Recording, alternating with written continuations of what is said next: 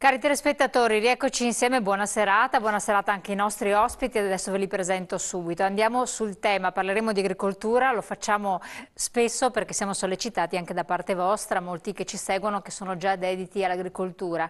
Anche in modo giovane, perché sono tanti giovani che nonostante i dati contrastanti, perché abbiamo effettivamente controllato diverse valutazioni, diverse indagini, e alcune dicono che ci sono sempre più giovani che si stanno dedicando all'agricoltura, altri dati invece a livello nazionale che dicono che tendenzialmente stia scemando questo inizio di entusiasmo. Insomma, vedremo di capire meglio come vanno le cose, ma soprattutto se ci sono dei provvedimenti anche di carattere regionale che poi vengono dall'Europa che possono facilitare l'approccio a un'agricoltura tra virgolette giovane, diversa, anche più green come molti di voi ci hanno chiesto, e che cosa ne pensano anche le parti politiche che rappresentano poi quelle che potrebbero essere le forze in gioco per la prossima tornata elettorale. Sarà un confronto interessante, abbiamo esponenti di un'agricoltura che è variopinta, quindi non sono manifestazione politica espressa di nessun partito, lo tengono a sottolineare, quindi abbiamo la CIA in modo particolare di Padova, perché siamo qua nella zona, comunque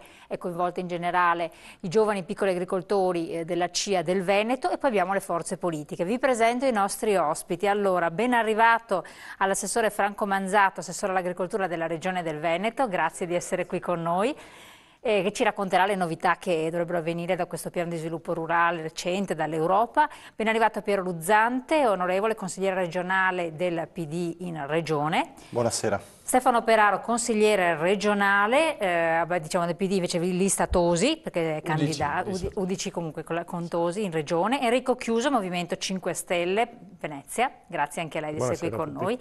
E poi abbiamo Roberto Betto, presidente della CIA di Padova, ben ritornato qui con noi presidente, che rappresenta il Young in qualche modo, comunque un giovane presidente, Luca Trivellato, presidente AGIA Padova, e quindi sono i giovani veramente dell'agricoltura, e Mattia Cappello, presidente della CIA in provincia di Padova e vicepresidente del consorzio di bonifica Adige Euganeo. Ben arrivato anche a lei. Buonasera. Poi abbiamo tra il pubblico Henry Faccini, florovivaista, Sara Salmaso, sempre florovivaista, e Fabio Carraro di un'azienda ortofrutta specializzato in produzione di miele. Ben arrivati anche a voi, che quindi faranno un po' anche la loro parte come giovani agricoltori. Allora, prima di incominciare vediamo il nostro contributo che ci introduce l'argomento, e poi sentiamo subito l'assessore per quel che riguarda i bandi di sostegno ai giovani, i provvedimenti, perché le misure che vengono da Bruxelles dovrebbero facilitare l'ingresso, sembra, di circa 2000 aziende under 40, se non erro, vero assessore? Dopo ce lo racconta meglio. Vediamo se è così e che tipo di facilitazioni dovrebbero esserci. Vediamo il contributo.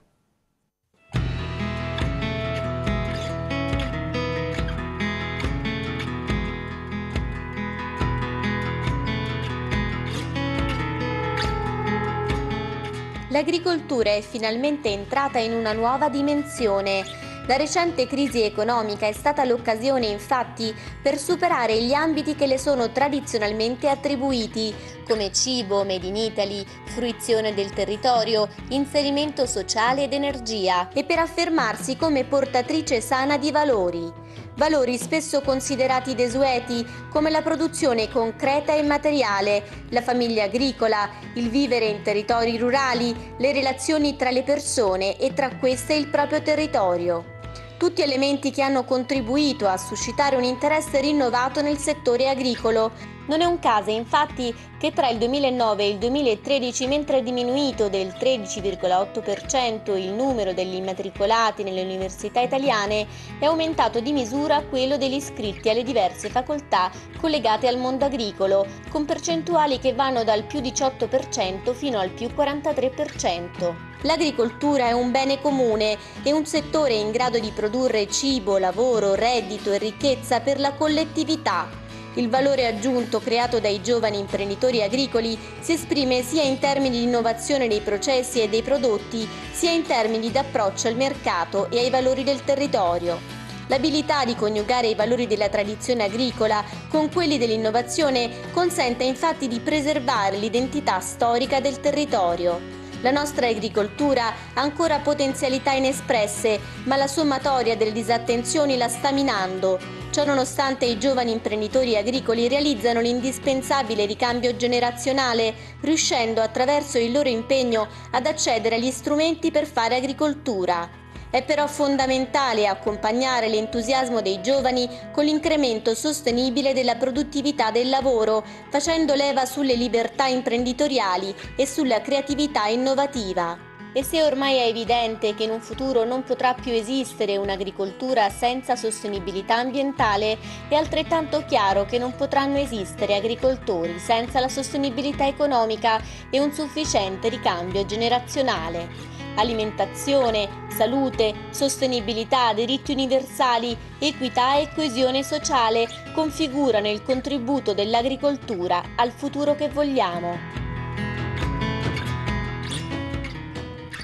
Eccoci qua. Allora, interpello innanzitutto lei, Assessore, perché, e anche le forze politiche che sono qui presenti, perché da tanto tempo i giovani del mondo agricolo, della CIA in particolare, desideravano un incontro con le istituzioni per capire se ci può essere una relazione, un rapporto tra mondo della politica, delle istituzioni, di quelli dei provvedimenti che vengono anche dall'Europa e operatività concreta sul territorio di chi lavora, di chi ha le piccole e medie imprese e di tanti giovani che poi vorrebbero mettersi in agricoltura.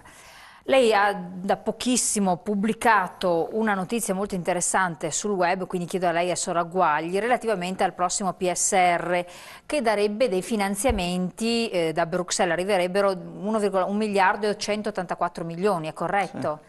Di cui una buona parte dovrebbero essere destinati proprio ai giovani. Sì, è la nuova programmazione 2014-2020. Credo che il riferimento allo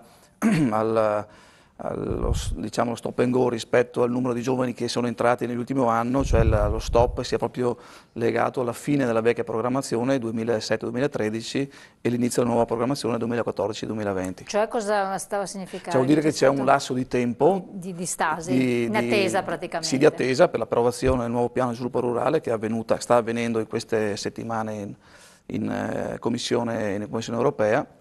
Fra poco siamo la prima regione d'Italia che avrà questo piano di sviluppo rurale e la prima regione, l'unica regione che ha aperto già le misure della programmazione 2014-2020, quindi è stato un lavoro di squadra molto forte. E cosa vuol dire essere la prima regione ad averlo fatto? Cioè, vuol dire aver letto per tempo in maniera corretta quali potevano essere le indicazioni obbligatorie che dà la Comunità Europea, aver fatto un lavoro al tavolo verde all'interno del quale ci sono tutte le associazioni più importanti rappresentative del mondo agricolo, quindi la CIA, la Coldiretti, Copagri, Confagricoltura. La forza di questa nuova programmazione sta nel fatto che abbiamo dato una lettura alta, una strategia molto netta sulle aziende su questa programmazione e che ha visto infatti il voto unanime sostanzialmente in Consiglio regionale da destra a sinistra, quindi abbiamo fatto un lavoro di un certo tipo coinvolgendo tutti e coinvolgendo anche i giovani attraverso il forum giovani. Da 3 anni c'è questo forum che è coordinato dalle associazioni e che hanno all'interno di questo forum i giovani hanno espresso le loro indicazioni, le loro preoccupazioni, le loro iniziative e anche le loro idee che poi si sono concretizzate nel piano di sviluppo rurale. E questo secondo me è importante. Il luogo ultimo di coinvolgimento per i giovani, che ha visto circa 450 giovani proprio in Corte Benedettina qui a Padova, a Legnaro, ha visto 450 giovani che si sono confrontati con le istituzioni, quindi con l'AVEPA, con Veneto Agricoltura, con la Regione, con il Dipartimento, proprio per capire quali erano le opportunità che potevano essere offerte ai giovani. Questo piano di sviluppo rurale è un piano di sviluppo rurale, come è stato detto, di 1 miliardo e 184 milioni di euro, 17% sono risorse regionali, 44% sono quelle comunitarie, il resto nazionali, quindi è un mix di europeo, nazionale e regionale e sulla strategia completamente della Regione Veneto investe molto sui giovani, di questi solo perché si possano entrare nel mondo agricolo, cioè il primo passo.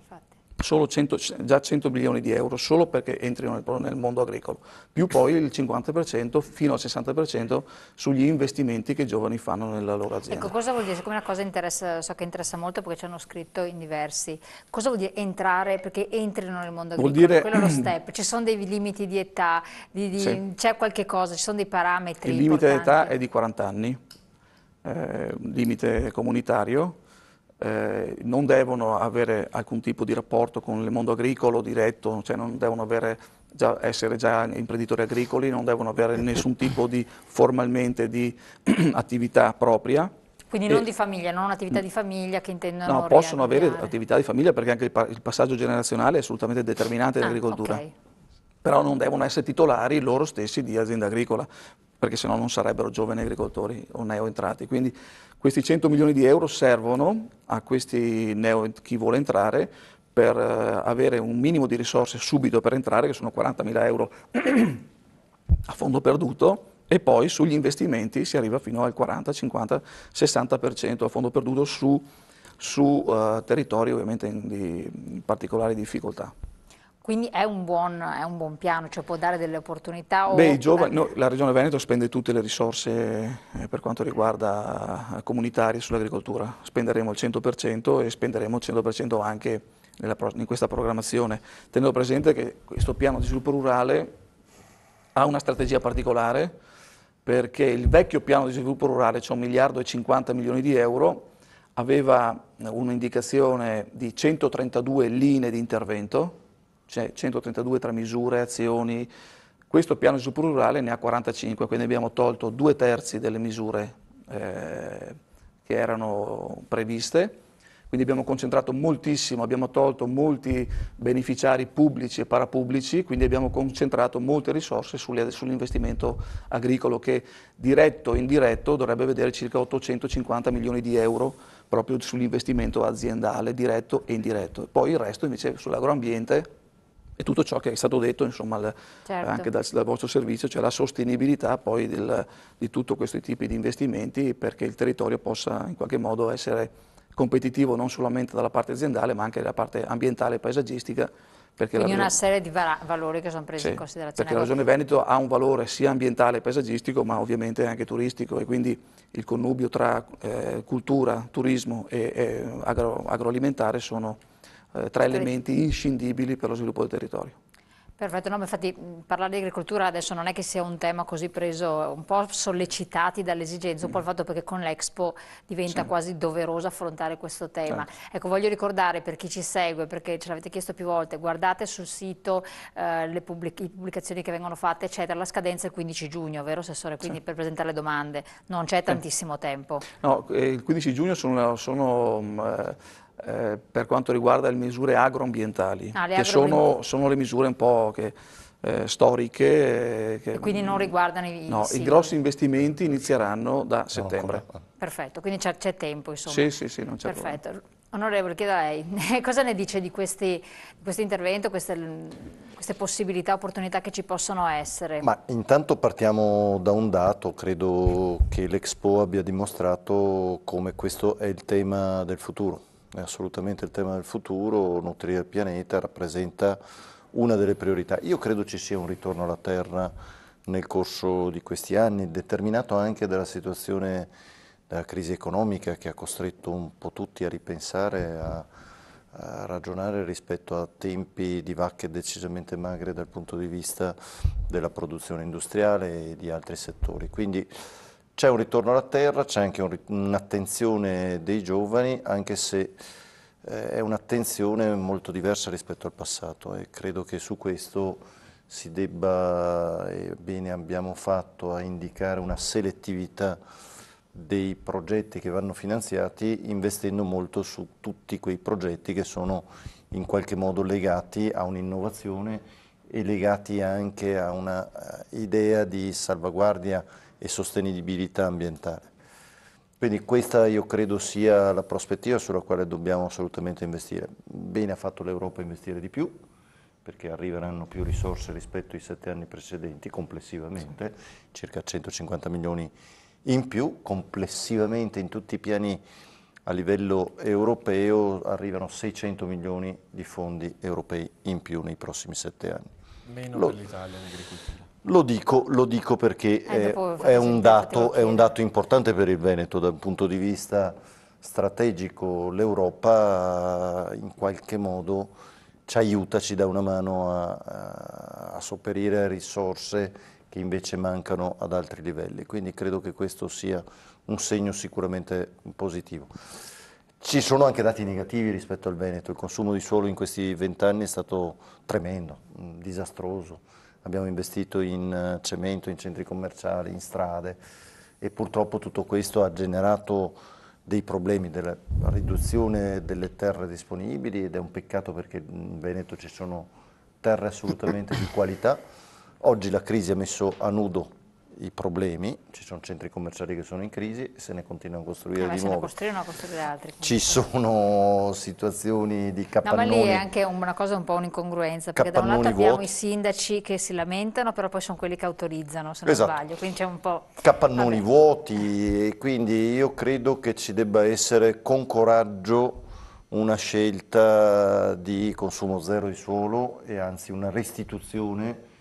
In qualche modo la legge che è stata fatta sulla Banca della Terra va in questa direzione, anche perché noi sappiamo che un territorio, un terreno coltivato è in grado di assorbire più acqua rispetto a un terreno incolto, quindi anche da un punto di vista della sicurezza ambientale ma anche idraulica rappresenta non solo un'occasione di lavoro per molti giovani, ma può rappresentare anche una sicurezza dal punto di vista ambientale. Quindi... Dopo torniamo su questi temi, sì. Consigliere. No. Non le diceva che meno di altri? In proporzione sono stati stanziati i fondi maggiori dell'Europa. L'Italia è stata penalizzata rispetto al passato per quanto riguarda i fondi assegnati all'agricoltura rispetto alla precedente pianificazione. Ma mi sarebbe piaciuto che il commissario europeo scelto, assegnato all'Italia, fosse quello all'agricoltura. Non è una polemica, ma solo per fare capire e non quello alla politica estera. Perché oggi l'agricoltura ancora è circa il 40% del bilancio dell'Unione Europea e quindi per il nostro Paese, visto anche le vicende passate, sarebbe stata una dimostrazione importante e qualificante dell'agricoltura italiana all'interno dell'Unione Europea, visto l'allargamento dell'Unione a nuovi Stati che sono potenziali concorrenti dell'Italia, perché ricordiamoci sempre che la bilancia commerciale del Veneto prevede un deficit negativo per quanto riguarda l'importazione di latte e derivati e di cereali e granaglie e quindi voi capite bene che questi sono nuovi stati che si affacciano, va bene l'integrazione ma anche nuovi concorrenti che l'Italia deve con politiche vere, attive, deve cercare di essere competitiva nei mercati. Ci tengo a fare due riflessioni, la prima sul ruolo dei giovani. Oggi i giovani sono portatori di abilità, conoscenze, informazioni diverse dagli agricoltori del passato. Non è cambiata la fatica che è necessaria per lavorare la terra e per fare l'agricoltore, però le conoscenze e le informazioni sono diverse e permette a chi ha fatto molte volte percorsi di studio diversi di avvicinarsi al mondo della terra e di portare la propria abilità a servizio di un nuovo modello di agricoltura, sia nelle tecniche di coltivazione, sia anche nelle tipologie di prodotti, magari non prodotti di nicchia con lavorazioni particolari, ma che permette al giovane di portare tutto se stesso all'interno dell'agricoltura. E questa è una straordinaria novità, perché non tutti i giovani che hanno fatto i percorsi di studi inerenti agraria o collegati si avvicinano all'agricoltura, si avvicinano anche giovani che hanno fatto altri percorsi di studio, che dopo aver fatto esperienze le più disparate decidono di approfondire la dinamica dell'agricoltura. C'è la possibilità più estesa. L'ultima considerazione sulla remunerazione e politica del credito. Noi dobbiamo capire che oggi l'agricoltore che ha tutto contro di lui, dalla burocrazia alle procedure che deve fare, alle tecniche particolari, USL e altri adempimenti, riesce nonostante tutto a produrre dei prodotti straordinari che fanno grande il nostro agroalimentare, però ha tutto contro di lui. O troviamo le condizioni, e questo è il ruolo della politica, perché l'agricoltore abbia una remunerazione dignitosa del proprio prodotto e che non sia solamente a scapito della grande distribuzione, ma questa è la vera sfida della politica, trovare la remunerazione del prodotto per l'agricoltura. Chiarissimo, ecco, infatti questo vorrei parlare per la sfida della politica perché penso che interessi molto gli addetti ai lavori. Faccio parlare lei, dopo andiamo in pubblicità perché abbiamo il tempo che corre. Okay. Che osservazioni può porre al riguardo di questa opportunità? Sembra abbastanza difficile che venga la classe politica a spiegare agli agricoltori come sanno. Gli agricoltori sanno fare benissimo il loro lavoro Però hanno a che fare sempre comunque la con politica l'interfaccia. Io per 27 anni ho avuto un'azienda agricola, quindi posso dire ancora qualcosa. Quando posso. No, perché sembra che siamo da Marte. La politica deve solo mettere nelle condizioni i lavoratori di fare il loro lavoro. Cioè, se loro si svegliano la mattina e vanno sul campo e cominciano a lavorare, è un conto. Se si svegliano la mattina e aprono un registro e cominciano a scrivere, abbiamo sbagliato qualcosa, ma da questo lato abbiamo sbagliato, non da quello. Okay? Ora, ascoltare la situazione di categoria è quello che dovremmo fare ogni santo giorno. Sederci a tavola e dire cosa possiamo migliorare, cosa possiamo cambiare, cosa possiamo fare per voi. E questo lo sento solo dire in campagna elettorale, non lo sento mai dire negli ultimi 5 anni o quando governiamo. Quando arriviamo ai 6 mesi del voto andiamo a trovarli tutti. Non funziona così. Cioè, dal 1° giugno vengo a trovarvi a casa poi e vediamo come mettere giù un piano decente. Da imprenditore, perché quello che faccio io è che vedo che l'economia arranca un po' in generale, non solo nel settore agricolo. E in particolare se uno controlla sul sito del Mise, sulla nuova Sabatini, cioè quella sulla rivalutazione dei beni strumentali, ad oggi, e dal 2013 alla Sabatini, solo il 35% dei fondi è stato prenotato. C'è questa anche paura di investire. Io ho una grande stima di un giovane che si affaccia al mondo del lavoro, ha questa voglia di investire. C'è un amico mi ha detto che sta crescendo paurosamente fra i giovani le percentuali degli imprenditori agricoli single, perché è un mondo spietato, vi alzate la mattina prestissimo, andate a letto tardissimo la sera, quindi la vita sociale non ce l'avete. Non investono nel territorio veneto perché la politica non vi sta aiutando, perché avete una burocrazia che è kafkiana, qualcosa di incredibile. Noi stiamo investendo attualmente sul burro, vedo da oggi nella Regione Veneto, sul marketing promozionale turistico, ma chi viene a investire in un territorio come quello veneto, che è tuttora soggetto ad alluvioni, io investo in un'azienda e questa può andare in un territorio con dissesto idrogeologico. Queste sono parole di Anna Maria Martuccelli, che è l'ex direttore dell'AMBI, insomma, stazione bonifiche, una persona che ha il suo certo peso nel settore. E dopodiché sono bellissimi anche i discorsi sul PAT consumo suolo zero. Noi abbiamo fatto recentemente un esposto alla procura perché c'era un comune nel veneziano che pur di avere i maggiori indici di trasformabilità individuava come SAU zone agricole, individuava stazioni di carabinieri, stazioni di treni, campo da golf, tutto per avere indici di trasformabilità. Se poi analizziamo tutti i PAT presentati, io sono della provincia di Venezia, per cui non conosco ogni singolo comune di Padova, ma alla provincia di Venezia c'è solo un comune che attualmente ha fatto un PAT a consumo suolo zero e non serve che vi dica qual è, insomma. Tutto questo, volevo solo aggiungere che è giusto fare un investimento nel settore agricolo perché l'agricoltura è un'azienda che non si può delocalizzare all'estero, l'agricoltura veneta è qui. Chiarissimo. Allora, detto questo, sono partite diverse provocazioni, diversi aspetti, dopo io vi faccio ribattere, però chiedo anche a voi il vostro punto di vista naturalmente, perché siete gli operativi sostanzialmente sul territorio. Tra pochissimi secondi dopo la pubblicità.